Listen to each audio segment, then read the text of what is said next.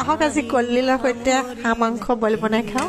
এয়া হাঁহ মাংস, এয়া আলু, বিলাহী, নহৰু, আদা, পিঁয়াজ আৰু ধনিয়া পাত আৰু জলকীয়া।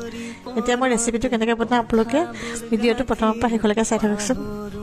তোমাকে পাই মৰম কিয়েনে কুৱাই, মৰম কিয়েনে কুৱাই,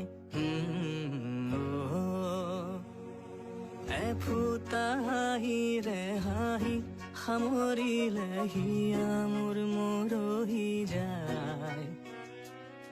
আজৰি পৰতে কথাবোৰ গাঁঠিলো, পাহৰো তোমাকে পাই মৰম কিয়েনে কুৱাই।